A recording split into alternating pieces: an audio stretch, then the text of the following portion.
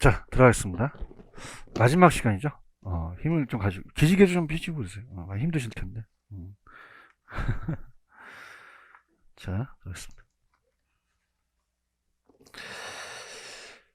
테마2로 가자. 테마2로 가시면은, 부동산 관리 파트가 있어요. 부동산 관리 파트. 찾았습니까? 그래서, 제가 봐도 내가 만들었는데, 제가 막 놀라울 정도로, 한 페이지, 한 페이지. 찾았습니까? 이걸로 승부 거세요. 승부 거십시오.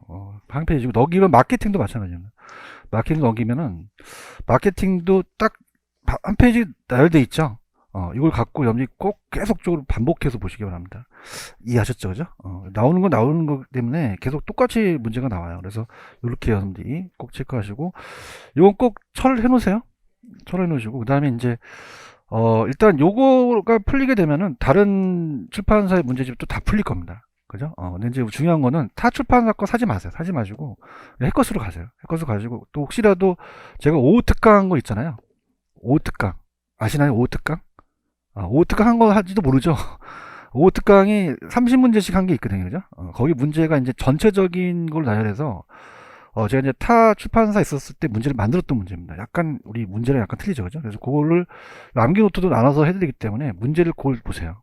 무슨 얘기인지 아시겠죠, 그죠? 그래서 문제를 너무 막 나열해서 막 다른 거 사시지 마시고 그냥 그걸로 해서 계속 반복하시기 바랍니다. 이해하셨죠, 그죠? 프린트는 꼭 철을 해서 보세요. 이게 굉장히 효과가 있습니다. 자체가 한눈에 들어오기 때문에 여러분이 뭘 공부해야 될지를 딱 보는 거죠. 그래서 일단 282페이지 가셔서 같이 봅니다. 자, 일단 282페이지 가셔서 이 저자가 쓰신 내용도 한번 봐야 되니 들어갑니다. 자, 양가로 1번에 자, 따라해보세요. 위탁관리 필요성. 이건 이제 시험 문제가 이거 갖고 장난치지 않았거든요. 그냥 인구가 도시로 몰리고 건축기술이 발달되고 건물이 고층화된 다음에 부재 소유자에 대한 그 소유자가 이제 거기 부재하죠. 그래서 소유하지 않고 현재 살지 않는다는 거죠. 소유는 하지만 또 간접 투자에 대한 아까 리츠 기억나시죠? 이런 것들이든지 이런 게 이제 무슨 관리에 대한 필요성이 된다는 거죠. 위탁 관리예요. 찾았죠, 그죠? 그럼 이제 본격적인 게임이 제 프린트입니다. 프린트 가시면은 복합적 관리라는 단어가 있나요? 자, 따라서 법경기. 세 가지예요. 그래서 우리 프린트 위주로 좀 가져가세요. 그러니까 프린트 위주로 가져가시면은 이제 문제가 이제 다 맞힐 수가 있는데 복합적 관리서부터가 스타트입니다. 복합적 관리. 자, 그래서 법경기, 법률, 경제, 기술 쪽이에요. 그럼 법률적 관리는 보존 등기한다는 얘기 들어보셨죠? 보존 관리입니다. 그 다음에 이제 경제적, 그래서 복합적 관리와 광의에 대한 개념입니다. 넓게 보는 거고요. 그 다음에 이제 경제적은 경영 관리예요. 그래서 이제 우리가 순수익을 극대화시킨다. 이렇게 가져가시고요. 그 다음에 이제 기술적 관리가 협의입니다. 기술적이 협의면서 유지 관리라 그래요. 협의의 관리다. 이렇게 가는데, 이제 얘가 이제 시험 문제가 얘랑 바꿔서 나왔거든요. 그죠? 그럼 어떻게 나오냐? 기술적은 건물이 금이 간 걸 따라서 물리적 하자. 자, 그 다음에 엘리베이터가 없는 거를 자, 따라해보세요. 기능적 하자. 그럼 물리적, 기능적 하자 유무를 따진다는 거는 자, 이건 경제적이 들어갑니까? 기술적이 들어갑니까? 기술적이 들어가고 그 다음에 이따 건물과 부지의 부정이에요. 건물과 부지의 부정. 자, 이런 것도 어떻게 됩니까? 우리가 배치가 이렇게 부지가 이렇게 있는데 건물이 있다. 안 맞아요. 이것도 기능적 감가 들어가니까 기술적이 들어간다. 확인할 거고요. 지금 제 프린트에 여기 굵은 글씨가 쳐져 있는 게 있을 거예요. 있죠? 그 법률은 어디에 굵은 글씨가 쳐져 있나요? 계약입니다. 계약. 찾았죠? 그죠? 그래서 우리가 계약을 하려면 법을 몰라야 돼요? 알고 있어야 돼요? 알아야 되죠. 계약이 나오면 무조건 법률적입니다. 그래서 권리관계 조정, 토지도난은 나도 모르는 사이에 내 토지가 남한테 넘어가고요. 소유권이 권리보전 공법상인데 계약이 중요하고요. 경제적은 어디에 굵은 글씨가 쳐져 있어요? 인력관리. 좀 잘 보셔야 돼요. 그럼 어디에서 시험 문제 나온다? 인력관리에서 나와요. 인력관리는 적재적소에 사람 배치시키거든요. 이것도 경제적이다. 토지 같은 거는 이제 나지를 또 주차장을 이용해서 수익을 극대화시키는데 자, 건물은 손익분기점 회계 관리인데 인력관리고요. 그 다음에 이제 기술적 관리는 토지와 건물이 약간 틀려요. 토지라는 자체는 우리가 만약에 인접성 때문에 29번지 30번지 땅이 있다, 얘가 얘를 침범할 수가 있으니까, 자 따라서 경계 확정, 경계라는 단어가 있나요? 그럼 경계를 확정을 측량사가 하니까 기술적이죠. 사도방지 경제사 대책. 그 다음에 건물은, 자 따라서 위생관리, 청소에 청소 관리고, 설비라는 건 엘리베이터 고장나는 설비, 기구 운전 보수 같은 거고, 보안이라는 단어가 있나요? 자, 보안은 안전대책을 얘기합니다. 화재보험이나 재해보험에 가입하죠. 그래서 보험 가입하고, 보전이라는 건 현상 유지합니다. 그래서 따라서 위설 안전. 우리 안에 있는 위와 혓바닥 설은 안전해야 오래 먹고 살죠. 이렇게 해서 제가 찍어드리는 거 위주로 나올 거고요. 그 다음에 위에 보시면, 자, 따라서 영역. 영역이라는 단어 있나요? 자, 영역은 어디까지 관리하는 그런 섹터를 얘기를 합니다. 그래서 자산 관리가 가장 영역이 커요. 어셋 매니지먼트이기 때문에 적극적입니다. 그래서 자산이나 부채를 관리해서 기업의 부를 극대화시키는 아주 전략적, 장기적이고요. 그래서 갑돌이가 부동산이 많이 갖고 있으면은 전체적인 부동산을 다 관리해 주는 게 자산이에요. 그다음에 이제 자산 관리가 너무 규모가 크다 보니까 요 부동산만 관리하는 관리를 따보세요. 부동산 관리. 거의 건물 임대차 관리라는 단어가 있나요? 자, 그래서 이건 그 하나의 부동산만 관리해줘요. A 부동산만. 그래서 이거는 프로퍼티 매니지먼트, 부동산 관리라고 하는데요. 얘는 출제가 좀 이렇게 높지는 않습니다. 그래서 건물 및 임대차 관리, 건물 및 임대차 관리로 나올 수가 있고요. 그 다음에 재산 관리로 나온 적도 있었거든요. 자, 그래서 그렇게 보시면 되고, 근데 얘가 외주를 줘요. 화장실 청소를. 자, 그러면 시설 관리라는 거는, 요거는 그냥입니까? 외주를 줍니까? 시설 찾으셨어요? 그래서 시설은 이제 유지 관리로서 외주를 줘서 청소 관리 같은 거는 이제 외주를 주겠죠. 그래서 에너지 관리, 이런 게 들어갑니다. 그래서 이거는 소극적이고, 단순한 시설 업무만 맡아서 하는 거죠. 자, 그래서 시험 문제는 이 자산과 시설을 바꿔냅니다. 자, 그러면 적극적이 지읒 들어가니까 이것도 자산이게 되겠고요. 소극적이니까 시옷이니까 시설 관리고, 그럼 자산과 지금 여러분들 시설이라는 단어가 있죠. 근데 자, 시설은 이렇게 보세요. 답에서 위설 안전. 그러면 아까 이 시설에는 기술적 관리가 다 들어가요. 그래서 청소 관리, 설비 운전, 방범 밤제, 에너지 관리라는 단어가 있나요? 거기에 외주 관리라고 하나 더 넣어보세요. 외주 에너지. 그 외주 에너지 나오면 요거는 자산이에요. 이건 시설이에요. 시설이죠. 그래서 어떻게 암기하시냐. 얘한테 화장실 청소하라니까 짜증내는 거예요. 따라서 왜, 따라서 왜, 그 외주와 에너지는 시설 관리 들어간다는 거죠. 지금 보고 계시죠? 부동산 메인 매가 재투자 재개발, 포트폴리오 투자 리스크 관리, 프로젝트 파이낸싱은 자산이 들어가고, 건물 및 임대차 관리는 그냥 임대차 유지 및 유치이다. 이렇게 해서 보는데 얘는 잘 안 떠요. 자, 이렇게 보시고, 마지막 부동산 관리의 방식이라는 단어가 있나? 이거 별표 3개 치시기 바랍니다. 만약에 시험에 나온다면 가장 유력한데, 주체에 따른 분류입니다. 주체. 가장 오래된 방식이 무슨 관리죠? 자가. 자가에서 이제 우리가 위탁으로 가죠. 가장 오래된 대규모 관리, 가장 오래된 자가는 이제 소규모 단독주택이나 소규모 관리를 해서, 위탁은 이제 대형 건물이라든지 이런 것들 전문업체한테 맡기는 거죠. 가장 진보된 게 자가라면 얘가 가장 우리가 현대적이다. 그럼 자가는 우리가 직접 관리라고 하면은 얘는 간접 관리로 나올 수 있고요. 자, 그 다음에 얘가 자영이다 또는 자치 관리다. 그럼 얘는 외주 관리다. 이렇게 나올 수 있어요. 그래서 자, 얘는 다 지읒이 들어갑니다. 자, 따라서 자가 관리 따르는 걸로 할 수 있죠. 근데 혼합이라는 거는 혼합에다 현관 배치를 하세요. 혼합은 어디에 채택되는 거라고 되어 있죠? 과도기라고 되어 있나요?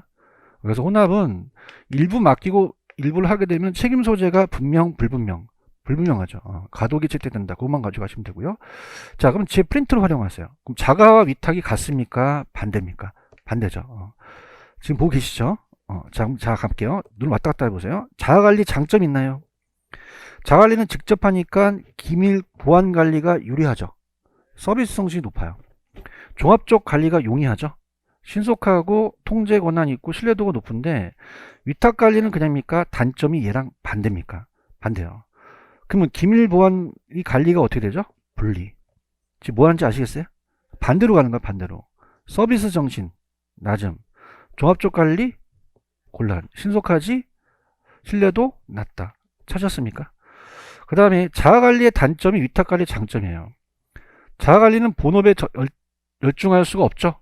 타성이 우려되고 전문성을 발휘할 수 없는데, 위탁은 본업에 전념할 수 있고 타성 방지하고 전문업자 활용할 수 있고 부동산 관리가 합리적이라는 거죠. 이해하셨죠? 그죠? 여기까지. 무슨 말 아시겠어요? 그 다음에 제가 들어가 볼게요. 임대차 활동으로 이제 들어가는데, 자, 일단 우리 책에 좀 살을 좀 입혀 볼게요. 282페이지 가시면은, 자, 제가 안 한 게 282페이지 가시면 살 좀 붙여 보겠습니다. 자, 거기 가시면은 중간 라인에, 자, 따라서 예방적, 일상적, 대응적이라는 단어가 있나요? 그럼 우리가 예방적은 문제가 발생하기 전이라니까 어떤 게 가장 중요한 활동이라고 볼 수 있죠? 예방적이죠. 일상적은 늘어나는 거고, 사후적은 일이 터진 수정적으로 할 수 있다는 거죠. 그래서 예방과 대응을 바꿔낼 수가 있고, 그 다음 오른쪽에 중간 라인에, 자, 따라합니다. 신탁 관리. 아까 부동산 관리 신탁, 신탁 기억하시죠? 그럼 관리 신탁이 붙으면 수수료 안 들어가요? 들어가. 어떻게 알았지? 수수료 부담이 발생하죠. 나중에 또 책임도 있습니다. 그래서 신탁 기간 중에 대인 및 대물사고에 대한 신탁회사가 책임 안 진다, 책임진다, 진다는 거죠. 이해 가셨죠? 간 김에 자 할게요. 자, 프린터도 있지만은, 자, 관리 활동에 주거용은 유대성, 연대성이라는 단어가 있나요? 그래서 임차인의 선정 기준이에요. 유대 관계와 연대. 그러니까 사람과 사람이 잘 어울려야 된다는 거죠.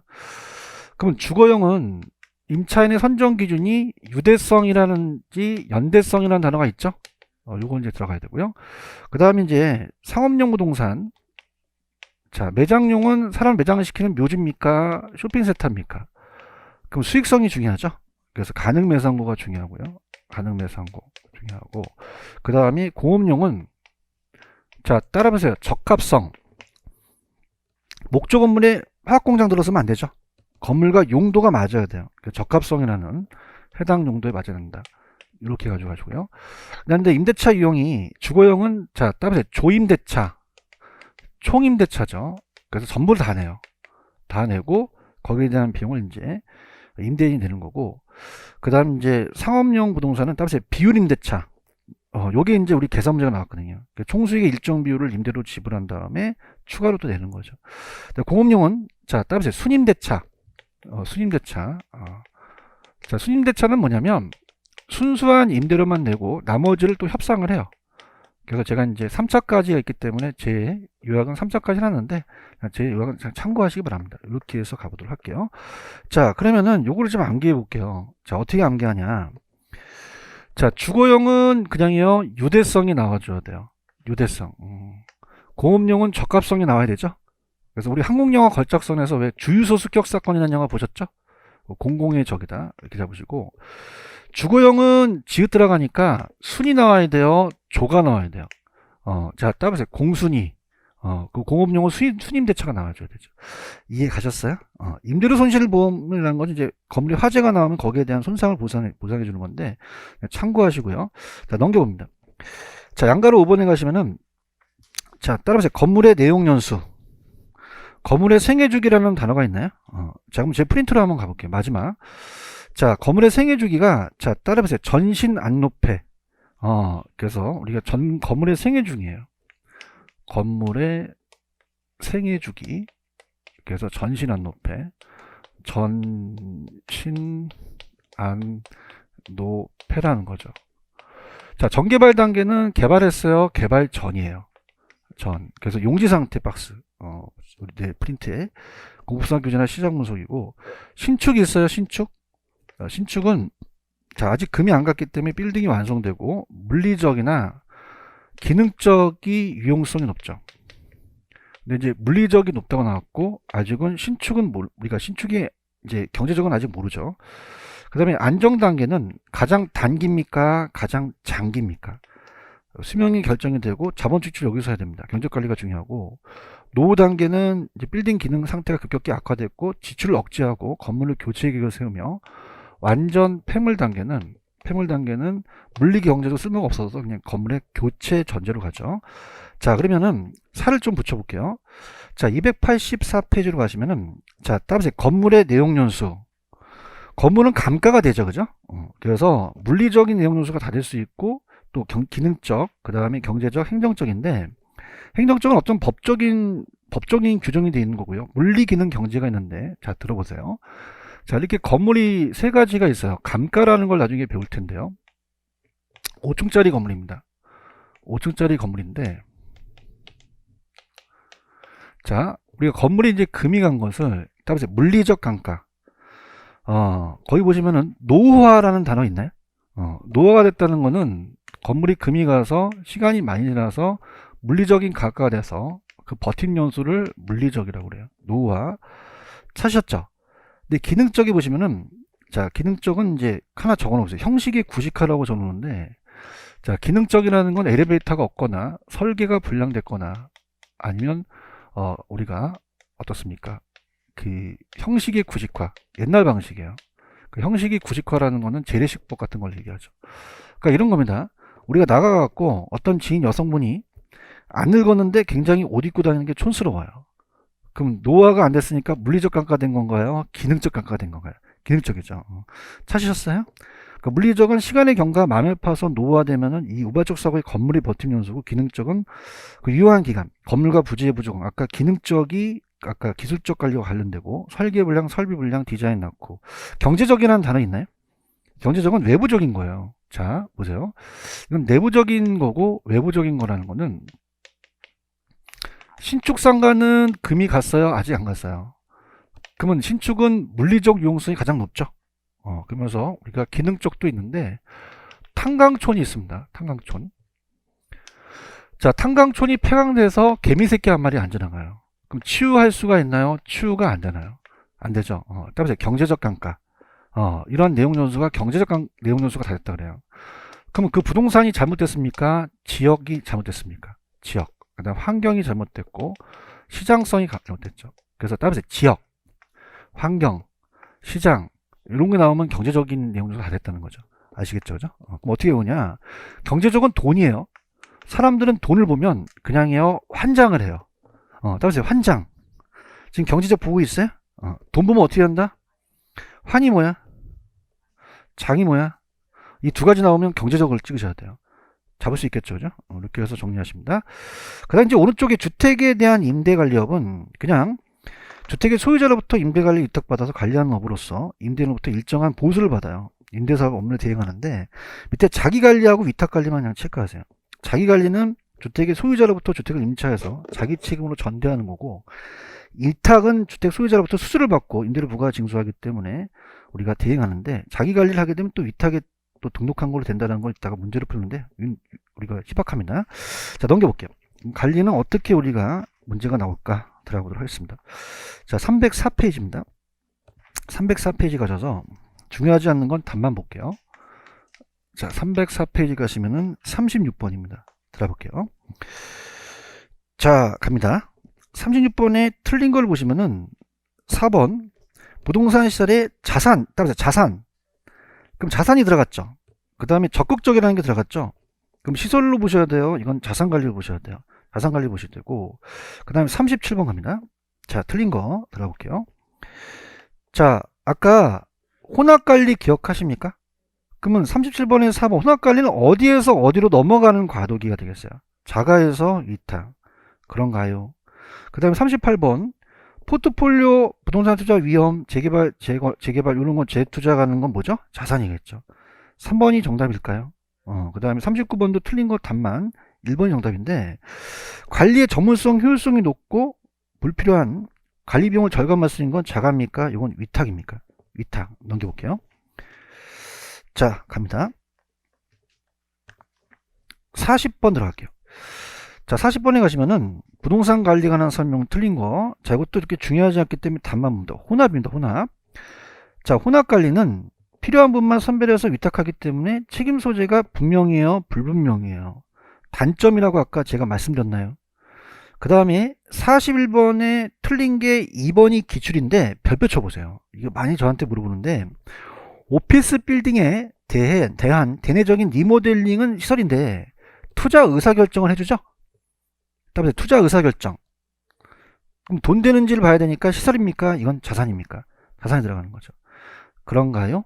그 다음에 42번 아까 제 프린트를 활용하시면 부동산 관리 방식은 소유자의 의사, 능력 및 지휘 통제력이 발휘되고 기밀 유지가 유리하다. 여기까지만 보면 이거 무슨 관리가 되겠어요? 직접 관리가 되겠죠. 업무의 행위에 대한 안일화를 초래하기 쉽고 그다음에 전문성이 낮은 거죠.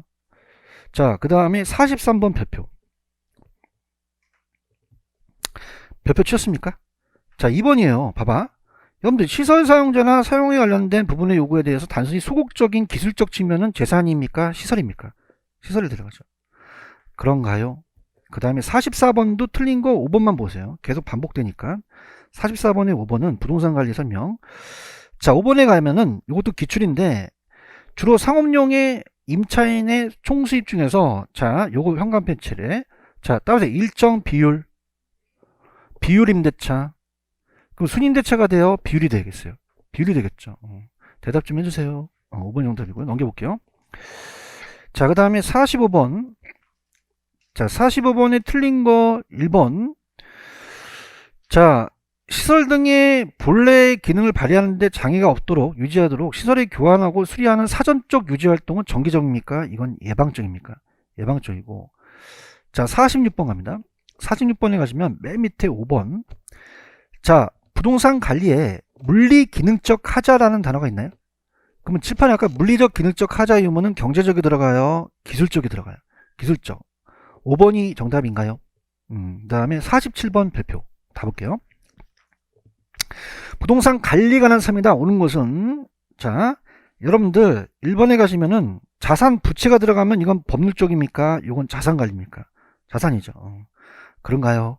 그 다음에 이 관리라는 것은 유지라는 것은 내부적인 거예요. 내부적인 거면서 외형 형태를 변화시키지 않는 범위 내에서 한다는 거 보시고 3번은 이제 건물 관리에 대한 생애주기 비용입니다. 그래서 이런 것들을 분석해서 초기 투자비와 관리 비용의 비율을 조절해서 보유원 또는 효과적으로 총비용을 관리할 수 있다는 건 옳은 지문이니까 그냥 보시고요. 자, 4번과 5번이 바뀌었죠. 자, 여러분들 봐봐. 5번에 가시면은 거기 보시면 기계 설비라는 게 있으니까 이건 자산이에요. 5번은 시설이에요. 4번이 자산이 되겠죠. 그죠? 자산. 그래서 우리가 47번의 4번은 자산, 5번이 시설. 좀 바뀌었다고 봐야 됩니다. 그래서 우리가 시장 및 지역 경제나 경쟁 요인 이런 것들은 이제 우리가 자산 관리라고 볼거나 아니면 경제적으로 보는데 시설은 아니겠죠. 이해 가셨죠? 그죠? 그 다음에 자, 48번하고 49번이 동일해요. 그래서 일단 49번으로 갈게요. 48번은 예전에 제가 기본서에서 풀어드린 거니까 49번 있나요? 자, 이게 이제 안 나왔다가 처음 나왔어요. 그래서 중개업 법령 실무에 나왔다가 계산에 나왔는데 자, 일단은 따로 비율 임대차. 일단 기본 임대료를 내야 됩니다. 기본 임대료 내고 그다음 여기다가 추가적인 거를 더 내거든요. 자, 갑니다. 지금 49번 보고 있나요? A에서는 분양 면적이 500제곱미터 매장을 손익분기점이 매출액 이하이면 기본 임대료를 부담한다. 손익분기점 매출액을 초과하는 매출액에 대해서는 일정 비율을 적용하는 추가 임대료를 가산한다는 거죠. 1년 동안 A회사에 지급해야 할 예상 연임대료는 얼마냐. 자, 가볼게요. 기본 임대료라는 단어가 있나요? 기본 임대료는 제곱미터당 6만원인가요? 자, 아까 몇 제곱미터였죠? 500. 자, 그러면 요건 따라보세요. 3천만원. 3천만원이 기본 임대료가 되겠죠? 얘기 좀 해보세요. 자, 손익분기점을 넘는 거에 대한 걸 들어간다는데, 자, 손익분기점의 매출액이 5천만 원이라고 되어 있나? 그래요? 근데 예상 매출액이 얼마예요? 예상 매출액은 20만 원이죠? 제곱미터당. 그런가요? 그럼 500제곱미터를 곱하게 되면은, 자, 따라보세요. 1억.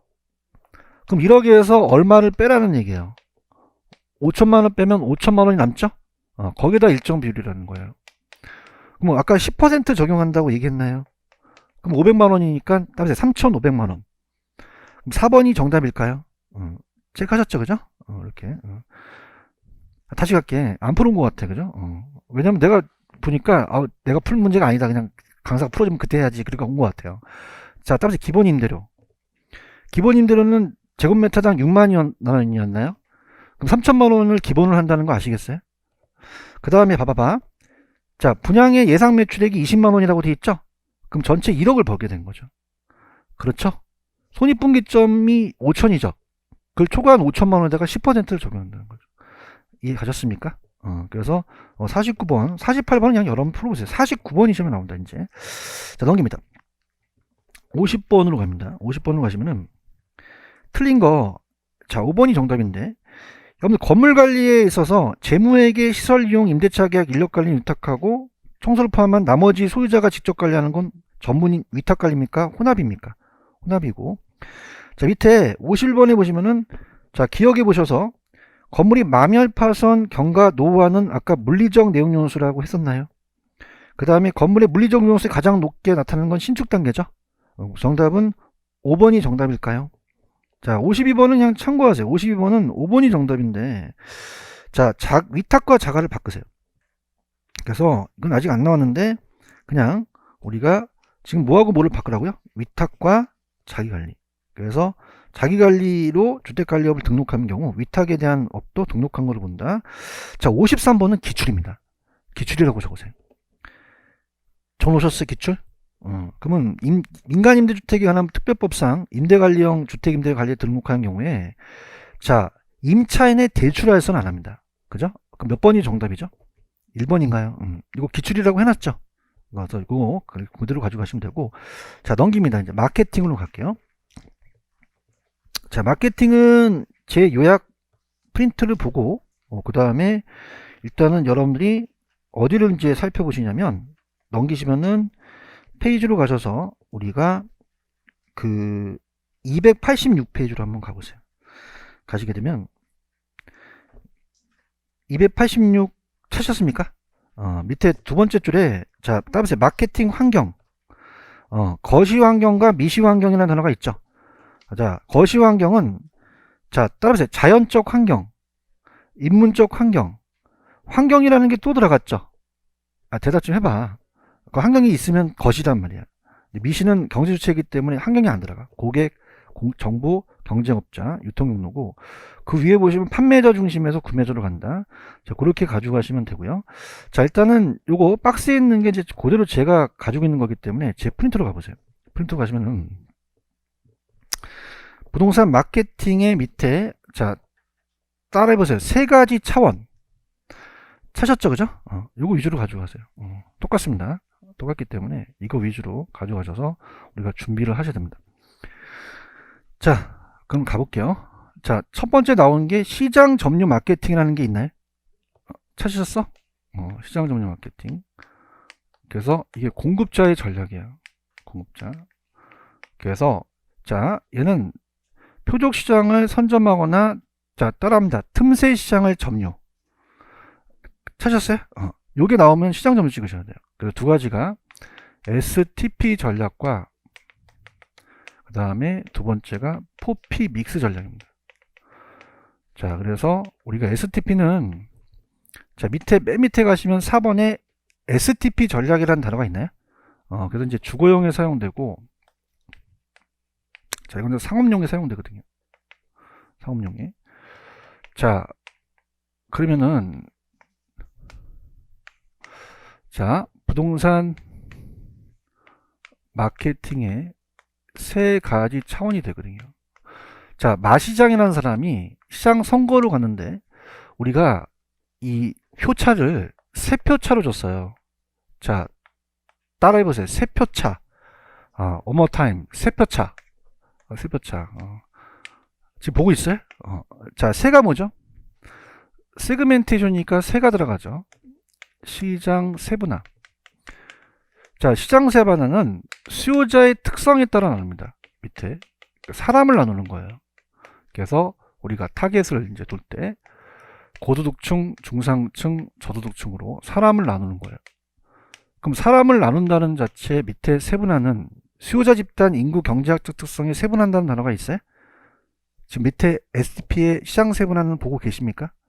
그럼 상품의 판매 지향이 분명히 하는 전략. 수요자층을 시장별로 성인, 노년, 연령으로 분류해요. 그 다음에 이제 세표차에 표적 시장이죠. 표적 시장을 선점합니다. 선전도 맞고 선전도 맞고 이제 목표 시장이 나올 수 있고요. 그 다음에 여기에, 자, 따라보세요. 세분화된 시장. 그럼 그 전에 세분화가 있었다는 얘기죠. 그 중에서 자신의 상품과 일치되는 수요자 집단을 확인하고 선정된 표적 집단의 시상품을 기획하죠. 그 다음에 차별합니다. 자, STP죠. 자, 이거는 따보세요. 포지셔닝. 포지셔닝이라는 게 나와요. 포지셔닝이 위치라는 뜻이거든요. 위치. 그래서 차별화는 여러분들 사람을 나눠요, 공급, 경쟁자, 상품을 나눠요. 상품이죠. 자, 이거는 상품을 나누는 겁니다. 그래서 내가 레미안이라면 GS 자이보다 차별화 시켜야겠죠. 자, 그래서 이거는, 자, 그 지금 차별화 보고 계시죠? 동일한 표적시장이라는 게 들어갔다는 건 표적시장이 있었다는 얘기고요. 다양한 공급, 경쟁사는 공급 부동산에 대한 부동산 상품을 나누는 겁니다. 상품의 특성에 따라서 나눠서 어디에다 위치라는 게 들어갔죠. 자사 제품을 어떻게 경쟁사 제품과 차별화해서 자사 제품의 이미지를 어떻게 고객만 되게 하느냐, 공급 제품에 대한 시장 구분이고, 자, 그 다음에 밑에 중간에 보시면 마케팅 믹스라는 단어가 있나요? 자, 요거 갑니다. 자, 이렇게 갈게요. 아까 몇 표 차로 졌죠? 그러면 어떻게 돼요? 상대편이 세 표 차에 대해서 어떻습니까? 불이익을 나한테 줬으면 재판을 걸어야 돼요. 자, 따라서 재판 가유. 어머타임, 재판 가유. 충청도 사람이에요. 다음 재판 가유. 자, 쟤는 따라서 제품. 자, 상품 계획이라는 단어가 있죠? 그래서 제품입니다, 보통. 프로덕이에요. 프로덕. 자, 지금 상품 계획 보고 계십니까? 그럼 어떤 게 나오냐면, 자, 단지 내 자연 친화적 공간 설치라는 단어 있어? 가자. 설치지, 설치. 똥을 치고, 거주자의 라이프 스타일이 방면한 평면 설계 있지? 설계 있어요? 요거 나오면 다 이건 제품입니다. 보안 설비라는 단어 있죠? 디지털화. 그 다음에 지상 주차장이라는 단어 있죠? 그래서 요런 거. 그 시험 문제, 답이 설치, 설계, 설비, 주차장. 요거 나오면 이건 프로모션이야, 이건 프로덕이야. 제품을 찍으셔야 돼요. 하실 수 있겠어요? 그 다음에 판매 촉진입니다. 판매 촉진. 판매 촉진이 프로모션이에요. 프로모션. 판매 촉진은 커뮤니케이션 전략으로서 홍보와 광고도 들어갑니다. 홍보, 광고, 동그라미. 자, 이것도 판매 촉진 들어가고, 찍어드린다면 경품 제공이라는 단어가 있나?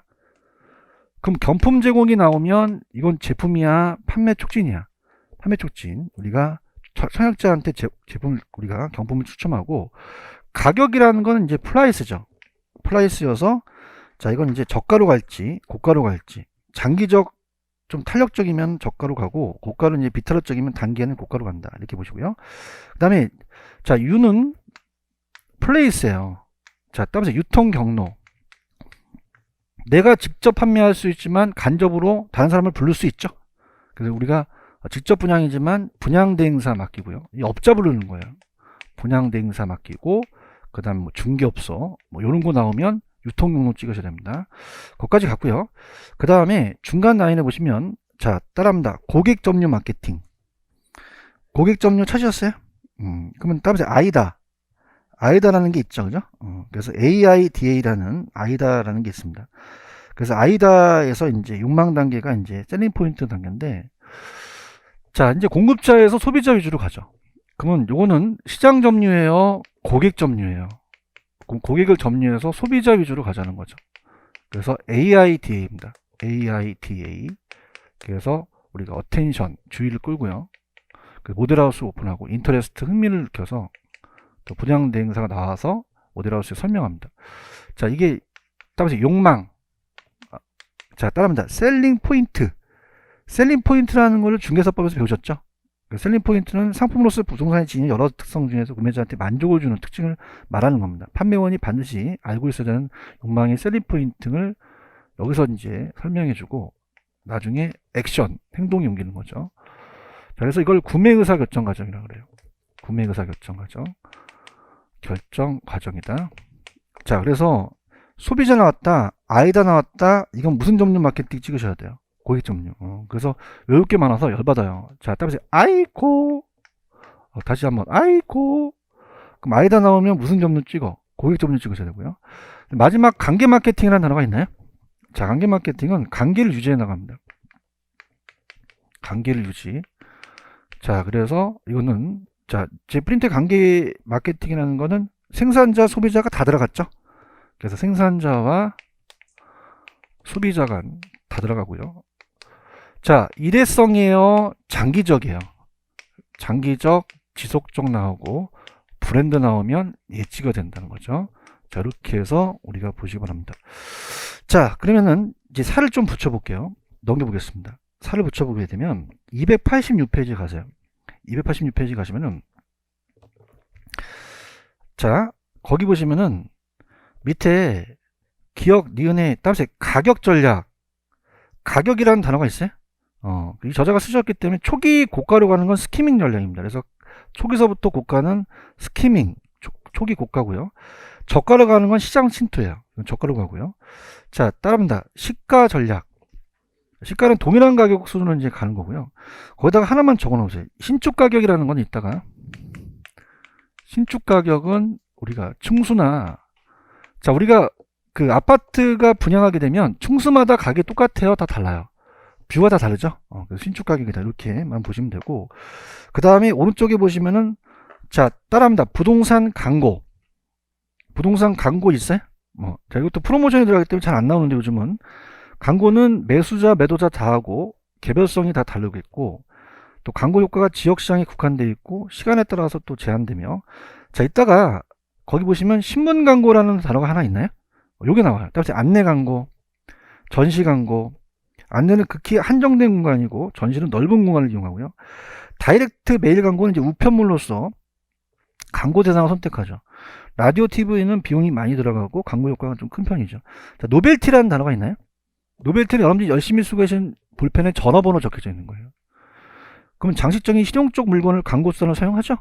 감사 후기나 표시하고 잠재 고객이 합부를 할 수 있고, 점포 광고는 이제 점두 광고는 보증금 얼마 이렇게 유리창에 적혀져 있는 걸 얘기하죠. 애드믹스는 이제 여러 가지 매체를 조합해서 광고를 가자는 거고요. 광고의 규제는 표시 광고에 공정한 법률이다. 이렇게 하는데, 자, 일단 갈게요. 마케팅은 제 프린트 위주로 나옵니다. 자, 그래서 좀 감정평가를 좀 빨리 들어가기 위해서 한번 들어볼게요. 자, 우리 교재 312페이지로 갑니다. 자, 312페이지로 가시면 54번 있나요? 54번 찾으셨습니까? 54번 가시면은 옳은 건 다 볼게요. 자, 봐봐봐. 1번에 가시면은, 자, 아까 사람을 나누는 거는 차별화입니까? 세분화였습니까? 시장을 세분화한다고 돼 있죠? 그래서 1번은 차별화를 세분화로 고쳐주고요. 그 다음에 2번이 목표 시장을 선정하는 거예요. 자신의 경쟁 후에 경쟁 사항을 고려해서 가장 좋은 기회를 제공하는 특화된 시장을 이제 찾는 것이 목표 시장 선정이고요. 그 다음에, 자, 3번에 가시면은, 자, 아까, 자, 따라해보세요. 포지셔닝. 위치라고 그랬죠? 그래서 이제 이건 차별화로 고쳐지고 합니다. 3번은. 그래서 다양한 공급 경제 사이에 자신의 경쟁력을 확보할 수 있도록 자신의 상품을 어디에다 위치는 차별화 포지셔닝이고요. 그 다음에 4번은 제품의 차별성이 높고 초기 높은 가격을 한다는 거는 다 따보세요. 고가 정책. 그럼 아까 스키밍이라는 거 기억나시죠? 그래서 이거는 54번에, 자, 4번은 이제 스키밍, 초기 고가 이렇게 적어 놓으시고, 5번이 맞아요. 자, 고객 점유율은 따보세요. 아이고, 구매 의사결정이 아이다죠? 소비자 들어갔으니까 5번이 정답이다. 자, 이렇게 보시면 되고, 자, 그 다음에 55번은 뭐가 틀렸냐? 자, 5번이 틀렸는데요. 자, 1번 따보세요. 아이고, 아이다는 고객에 들어갔죠? 근데 공급자, 소비자, 장기적, 지속적은 이건 관계 마케팅이거든요. 그러니까 뒤가 안 맞다는 거죠. 자, 이렇게 보시면 되고, 그 다음에 56번에 3번을 갑니다. 56번에 3번에 틀린 거 들어볼게요. 자, 아까 밑줄 쳐보세요. 구매자 집단을 시장을 분할한 거는 사람을 나누는 거죠. 그럼 따보세요. 시장 세분화. 56번에 3번 시장 세분화고, 57번에다가 별표 쳐보세요. 이거 중요합니다. 57번에 별표 치셨습니까? 이거 강력하게 제가 57번 밀어드려요. 자, 따라해보세요. 1번과 2번이 바뀌었다. 자, 1번에 가시면은 목표 시장이 들어가 있죠? 들어가 있나요? 이거는 그 전에 표적 시장이 있었기 때문에 이게 포지셔닝이에요. 그 다음에 2번이 표적 시장입니다. 그래서 1번이 포지션 전략으로 고쳐주세요. 이 포지션 전략이 목표 시장에서 경쟁 제품과 차별성을 가지는 제품을 정하고 그 위치시키고요. 자, 2번은, 자, 따보세요. 표적 시장. 세분화된 게 들어갔죠? 이건 이제 타겟이죠. 타겟. 그래서 1번과 2번을 바꿔냈어요. 이 자들이. 그 다음에 아까 여러분들 그거 알아요? 따라보세요. 재판 가유. 세표차. 자, 그럼 어떻게 돼요? 3번에 가시면 재판 가격 가격이 빠졌죠? 포지셔닝이 4번의 가격하고 바뀌어야 됩니다. 동감하십니까? 자, 그래서, 자, 할게. 자, 따라서 포지셔닝. 자, 프로덕. 날 봐봐. 여기 포가 들어갔잖아. 이건 R, L. 그럼 포지션하고 여기 P랑 바꿔낼 수 있다는 거죠. 이해하셨죠? 그죠? 지금 여러분들 57번에 3번과 4번은 보고 계십니까? 그러면 포지션하고 가격이 바뀌었다는 얘기예요. 이해하셨죠? 그죠? 자, 5번은 따라서 I고, 고객은 I다 들어갔죠? 소비자니까 5번이 정답이다. 이거 강력하게 추천합니다. 넘겨볼게요. 자, 58번 갑니다. 자, 58번에 틀린 거 4번을 보시면은 제가 아까 위치, 방위, 층, 지역에 따라 다른 건 시가입니까? 신축 가격입니까? 신축 가격이라고 말씀드렸나요? 이렇게 보시고요. 59번에 1번을 보시면 여러분 아까 거시적은 자연환경이나 환경이 들어갔죠? 근데 공중정부 경쟁은 이거는 거시적이에요. 이건 미시적이에요. 미시적이다. 이해 가셨습니까? 그 다음에 오른쪽 60번 갑니다. 자, 기억해 보시면은 보안 장비의 아까 디지털화, 그 다음에 친환경 아파트라는 건 이건 제품이 들어가겠죠. 그런가요? 그래서 우리가 친환경 아파트에 대한 뭐 공간 설치 뭐 이런 게 들어가야 되는데 하여튼 제품이고요. 광고 홍보 기억나세요? 자, 따라서 프로모션, 촉진 전략에 들어가요. 광고 홍보도. 그 다음에 분양대행사 중개업소는 유통경로니까 1번이 정답인가요? 그 다음에 61번은 4번인데 61번에 틀린 게 4번을 보시면은 고객 행동 변수나 고객 특성에 따라 시장을 나누는 거는 자, 따라서 시장 세분화, 세분 시장이라 했죠. 4번이 정답이다. 넘겨봅니다. 자, 그 다음에 62번 갑니다. 옳지 않은 거 들어가 볼게요. 자, 갑니다. 여러분들 4번에 보시면은 고객 점유라는 단어가 있나요? 고객 점유는 어떻게 돼요? 요거는 아이다가 나와야 되잖아요. 재판 가유가 나오면 이건 고객입니까? 시장 점유입니까? 시장 점유의 포피 믹스가 되겠죠. 62번에 4번이 틀렸죠? 그 다음에 63번. 자, 1번 별표. 아까 셀링 포인트 기억나십니까? 자, 이건 부동산이 지닌 여러 특성을 구매자한테 욕망이라는 것도 놓쳐보세요. 욕망이 이제 디자이어 단계에서 만족을 시키는 특징이고요. 그 다음에 2번을 가시면 별표. 자, 따라해보세요. 틈새 시장을 점유. 그럼 따라해보세요. 시장 점유. 고객 점유가 아니죠. 그래서 63번의 정답은 2번이 정답이겠고요. 그 다음, 자, 64번에 틀린 거는 5번인데, 이건 상식인데, 부동산 마케팅의 가격 전략 중에서 여러분들 빠른 자금 회수를 원하거나 지역 구매자의 구매력이 낮으면 고가로 가겠어요? 저가로 가겠어요? 저가로 가죠. 65번 별표 3개. 되게 중요합니다. 갈게요. 자, 기억. 자, 따라보세요. 설치. 아까 설치 나오면 뭐 나와야 돼요? 제품. 중개업소 나오면 유통경로. 분양가 나오면 가격. 경품 추천 나오면 판매 촉진 나와야 되죠? 4번이 정답이 되겠죠. 그 다음에 넘겨보세요. 자, 66번은 자, 1번이 정답인데요. 자, 여러분들 66번에 1번에 자, 저 보세요. 대체재가 적으면 비타르적이죠. 얘기해보세요. 그럼 여기서 탄력성이 작다는 거는 비탄력적이라는 거거든요. 대체재가 많아요, 적어요? 그럼 갈 데가 없죠. 그럼 가격을 올려야 돼요. 그런가요? 그럼 마케팅 수행하는 공급자는 가격 인상을 전략보다는 가격 인하로 가야 돼요? 가격 고가로 가야 돼요? 고가로 가야 되는 거죠. 대답 좀 해주세요. 67번에 1번은 부동산 종류와 관계없이 마케팅 활동의 유형이 동일합니까? 다 종류에 따라 다릅니까? 다르죠. 이렇게 보시면 됩니다. 자, 됐습니다. 감정평가를 조금만 더 나갈게요. 다음 시간에 이제 하기 위해서는 일단은 322페이지로 한번 가보세요. 322페이지.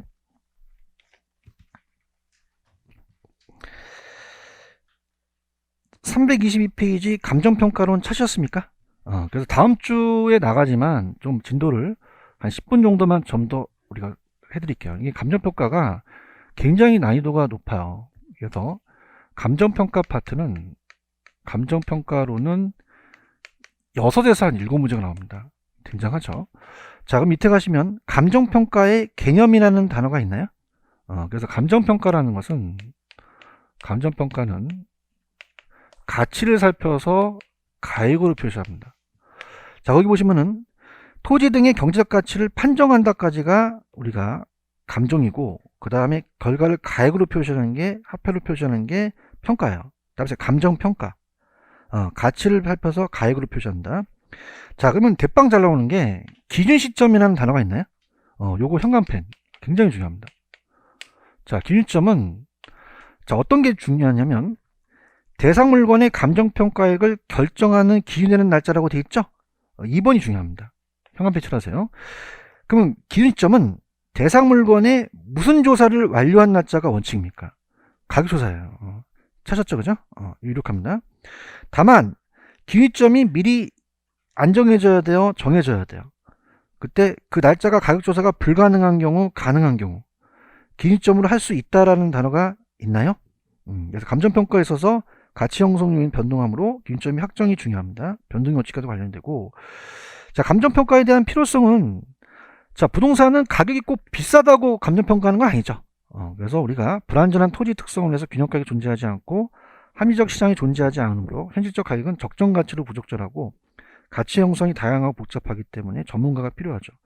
사회성과 공공성이 높기 때문에 공시지가와 이런 것들을 다 우리 평가사가 매기는 거죠.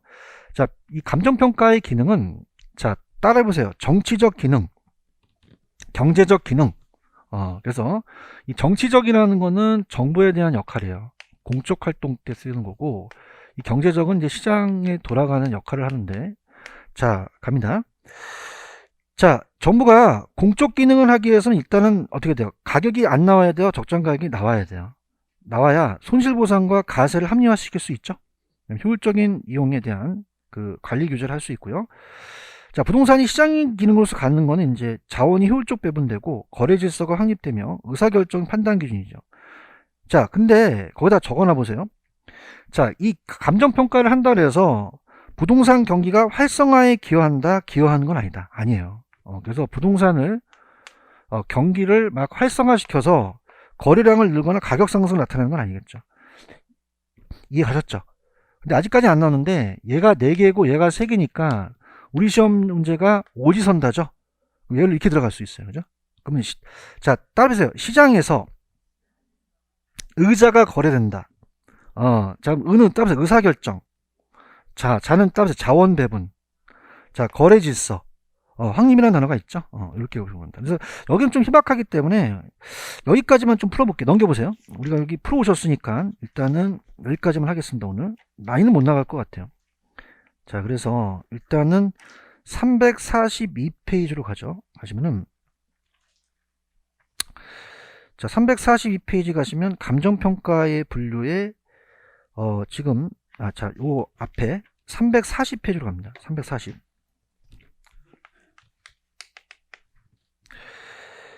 (1번) 문제 있나요? 별표 2개 정도 쳐주시기 바랍니다. 기준 시점 무조건 됩니다. 자, 천천히 갈게요. 자, 기억. 기준점에 틀린 건 이제 모두 몇 개인가? 기억. 기준점이란 대상 물건의 감정평가를 결정하는 규정되는 날짜는 맞죠? 기준 미리 정할 때는 가격조사가 가능하지 않아야 됩니까? 가능한 경우만 가능합니까? 이것도 기출이에요. 체크하시고요. 그 다음 대상 물건의 가격은 변동하므로 감정평가에 있어서 기준점을 명확하게 할 필요는 있죠. 자, 그 다음에 감정평가에서 기준점이 중요된다는 건 나중에 배울 겁니다. 그래서 변동의 원칙. 그 시점 나오면 무조건 변동과 관련이겠죠. 그 다음에 기준 시점은 또 기본적 사항을 확정할 때 확인하기 때문에 감정평가서에 포함할 사항이죠. 틀린 건 한 개가 되겠죠. 이렇게 가시고요. 그 다음에 2번은 답만 보세요. 예전에 한번 나왔었는데, 자, 여러분들 부동산이 가격이 비싸다고 감정평가하는 건 아니잖아요. 물방울 다이아몬드도 막 조그만 게 한 5억 10억 갈 수도 있잖아요. 그럼 정답은 4번이 정답이에요. 부동산 가격이 비중이 크기 때문에 감정평가 필요성이 요구되는 것은 아니라는 거죠. 하실 수 있겠어요? 자, 그 다음에 3번 평가에 대한 기능 볼 수 없는 거, 이거 기출문제입니다. 여러분들 5번이 정답인데요. 자, 들어보세요. 감정평가를 했다 그래서 경기가 막 활성화 될까요? 대답 좀 해봐. 평가사가 막 가격 매긴다고 해서 막 거래가 막 늘어나? 그러진 않잖아요. 경기 활성화에 기여하는 거는 아니라는 얘기입니다. 이해하셨죠? 그래서 가격 상승이나 거래량이 늘어나는 건 아니라는 거죠. 5번이 정답이고. 자, 그 다음에 이제 그 55의 감정평가의 분류는 제가 다음 주에 해드리겠고요. 자, 오늘 딱 여러분들한테 드릴 거는 8번입니다. 8번. 8번 있어요? 8번에 5분에다가 별표 쳐보세요. 자, 아까 우리가 기준 시점 나온다고 얘기했죠. 기준 시점은 어느 날짜가 원칙입니다. 얘기해보세요. 아니, 완료만 얘기하지 말고 뭐 가격조사를 완료한 날짜입니다. 무슨 조사를? 가격조사를 개시한 날짜예요? 완료한 날짜예요? 완료한 날짜. 이거 강력하게 추천해요. 꼭 기억하셔야 돼요. 이게 됐다 잘 나와요. 됐다. 가격조사를 완료한 날짜. 그래서 자, 얘네들이 얘랑 바꿔치기예요. 자, 그러면 현장 조사입니까? 가격 조사입니까? 가격 조사죠. 대답해봐요. 현장 조사야? 가격 조사야? 가격 조사야. 가격 조사를 개시한 날짜예요? 완료한 날짜예요? 요 두 가지 용어가 굉장히 중요합니다. 체크하셔야 됩니다. 그러면은 끝까지 가볼게요. 자, 여기서 틀린 건 뭐가 틀렸습니까? 가격 조사를 완료한 날짜가 원칙이죠. 화이팅 하십시오. 그다음 이 저자가 낸 게 기준점을 미리 정할 때가 있죠. 근데 가격 조사가 불가능한 경우에 대해 가능한 경우 요거 두 가지만 보시면 됩니다. 제 말 믿으세요? 자, 다시 갈게요. 어떤 날짜가 중요한 거고요? 가격 조사를 완료한 날짜. 가격 조사가 가능한 경우. 요 두 가지가 가장 핵심 포인트라고 볼 수 있다는 거죠. 화이팅 하십시오. 그래서 3번, 8번은 이제 나머지 거는 그 안에 있는 거는 제가 다음 주에 그 전 페이지 4번서부터 7번까지 해드리도록 할게요. 다음 주에 이 프린트 갖고 오세요. 오늘 여기까지 하겠습니다. 여러분 수고하셨습니다. 감사합니다. 네.